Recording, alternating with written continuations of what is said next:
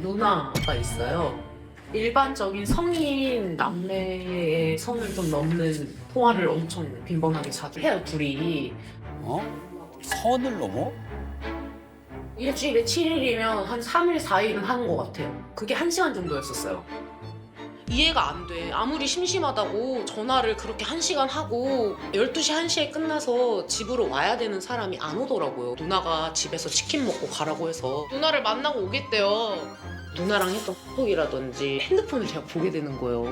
내연녀한테 드는 감정이 자꾸 드는 거죠. 내연녀요?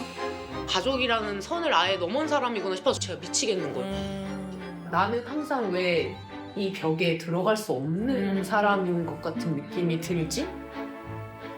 그러니까 이거를 벗어나려면 제가 어떻게 해야 되는지가 저는 제일 궁금해요. 근데 결혼 몇 년 차 되셨어요? 8년 차. 8년 차. 일찍 했어요. 1시간 동안 통화하는 거는 정말 전 아내분 입장이 너무 답답할 게 이해가 되네요, 전. 그러니까 저도 네. 무슨 일이 있거나 서로 그렇게 대화를 길게 할 경우가 있다면 이해를 해요. 근데 사소한 전화를 1시간을 해요. 전화를 끊고 며칠 뒤면 무슨 얘기를 서로 오고 갔는지 기억을 못 할 정도로 알맹이 없는 통화를. 알맹이 없는 거네. 네. 일주일에 그러면 그 남편하고 시누이하고 통화를 몇 번 정도 하는 것 같아요?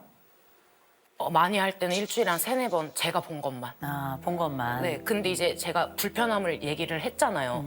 누나랑 통화를 왜 이렇게 자주 해? 라는 약간 불편한 걸 내색을 했어요. 그랬더니 이제는 눈치를 보면서 전화를 하더라고요. 그 1시간 동안 누나랑 주로 무슨 얘기를 그렇게 하세요? 아내가 말한 것처럼 그냥 알맹이 없는 대화. 알맹이 없는 그 대화들이 굳이 이름을 붙인다면 어떤 주제들이 있을까요? 그 계기가 이제 누나가 첫째를 낳고 나서 이제 산후우울증이 왔다고 엄마한테 얘기를 들었어요. 그래서 저는 내가 좀 원래 그 전까지는 누나랑 통화를 아예 안 했었어요. 예. 근데 이제 그걸 엄마한테 얘기를 듣고 나니까 좀 챙겨줘야겠다 이렇게 싶어서 누나한테 전화를 했는데 이제 제가 전화를 하니까 이제 누나도 이제 계속 전화가 오는 거죠. 그러니까 아내는 이제 3-4번으로 알고 있는데 거의 일주일 내내 통화한 적이 더 많아요. 저는 이렇게 생각해요. 누나가 산후우울증이 왔잖아. 네. 누나가 아픈 거예요. 네. 전화를 한 거예요. 누나는 또 위로를 받고 네. 또 동생은 위로를 해주니까 전 그거 자체가 나쁘다고 생각하진 않아요. 나 그거 나쁘다고 생각하지는 않는데 제일 먼저는 매형도 쉬는 시간이 있다는 거. 네, 그렇죠. 그리고 매형이 남편이라는 거. 그렇죠. 예, 맞죠. 이제 예, 그거를 맞죠. 예. 이제 예, 맞죠. 예. 기억을 해야 되는 게 하나가 있고요. 예, 그렇죠. 아내가 외로워한다는 거. 그러니까. 그리고 아내에게 자식이 있다는 거. 근데 그 자식이 내 자식이라는 거. 그 자식이 내 자식이라는 거. 이게 되게 중요한 지점이거든요. 제가 집을 나간 적이 있었어요. 아이들을 데리고. 네. 저녁에 식사를 하러 오라 해가지고 어머님 집에 방문을 했어요. 대뜸 제사를 지금 절에 모시고 있거든요. 아버님 네. 제사를. 네네.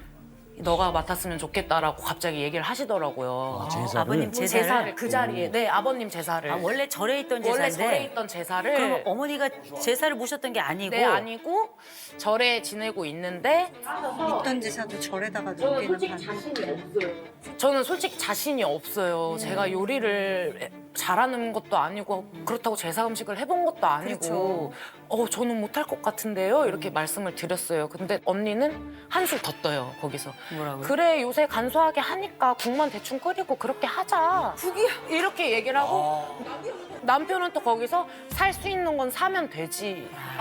이렇게 얘기를 하는 거예요.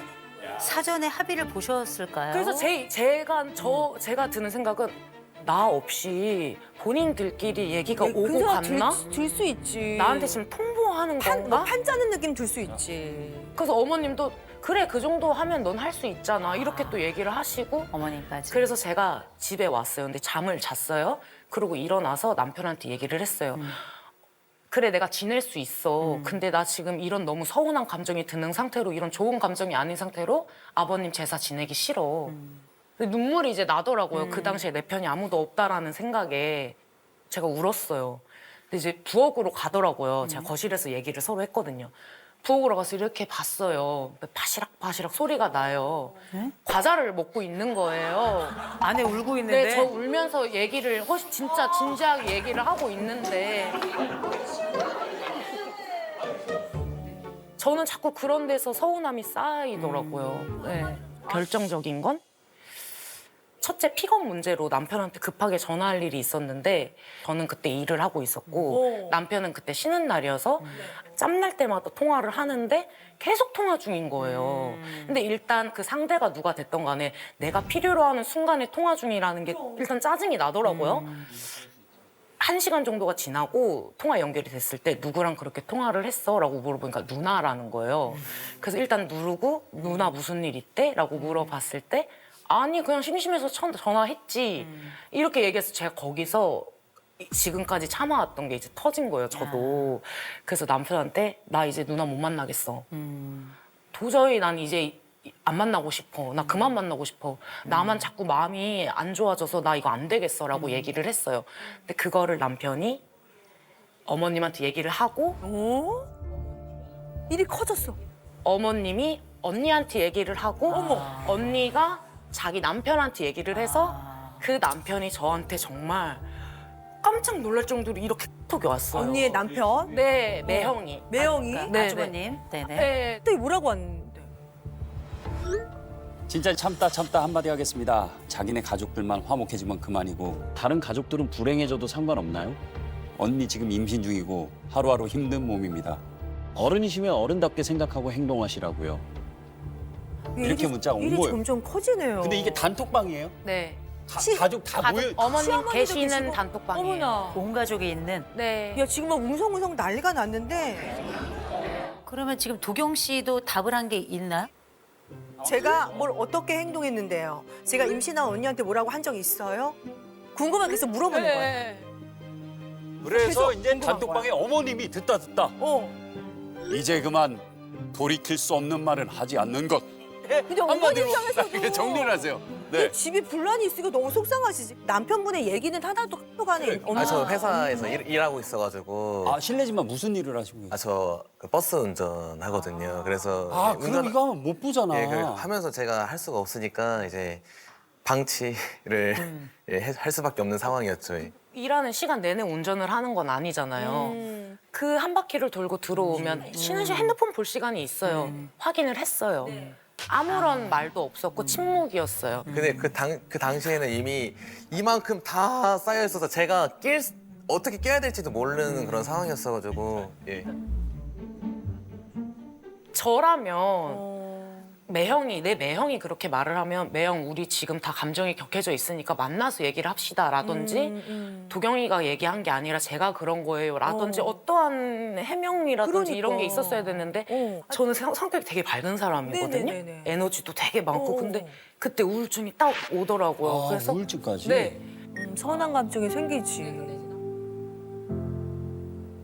잠을 못 자는 거예요. 자꾸 꿈에 그게 나와요. 꿈에. 네. 가족이 둘러싸서 편하게 말씀하세요. 진짜. 네. 근데 이건 진짜 너무 상처지. 남편도 같이 저를 막 몰아세우는 따시키는 막 네. 이런.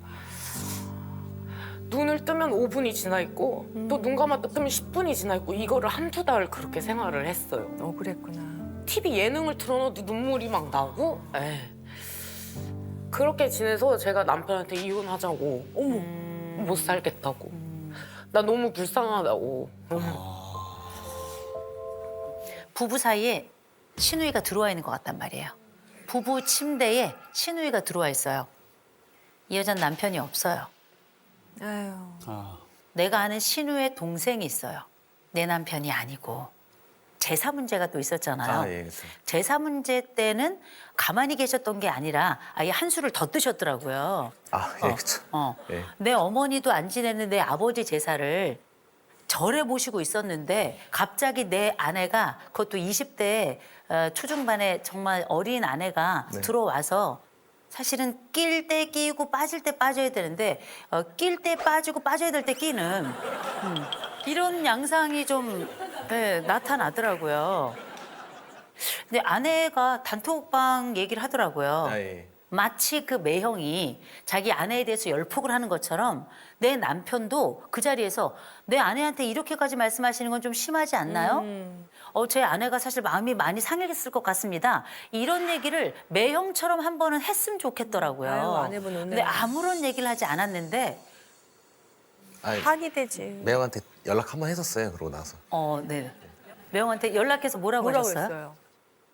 왜 그렇게 얘기를 했었냐 뭐 이런 식으로 따지듯이 얘기를 했었죠. 우리도 상처 많이 받았다. 제가 한 거죠. 이혼 서류를 내미니까 아. 그때서야 문자를 했나 하더라고요. 매형한테.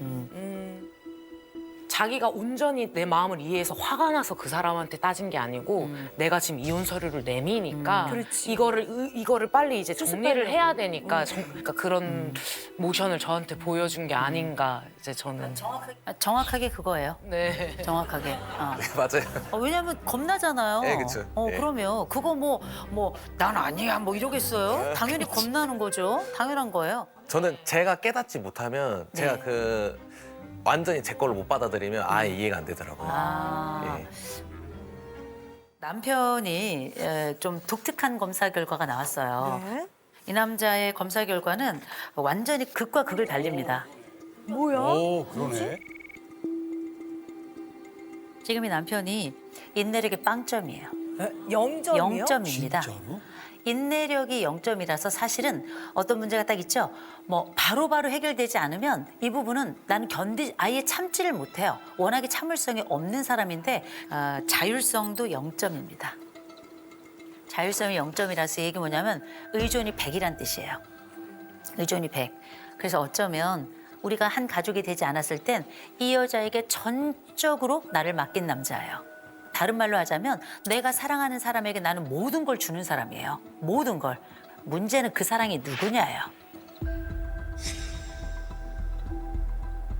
내 누나가 아프면서 나랑 소통이 시작됐어요. 예. 그래서 뭐 하냐면 우리 집에 있는 시시콜콜한 일, 사실은 내 아내하고만 알아야 할 일까지도 누나에게 얘기하는 거예요.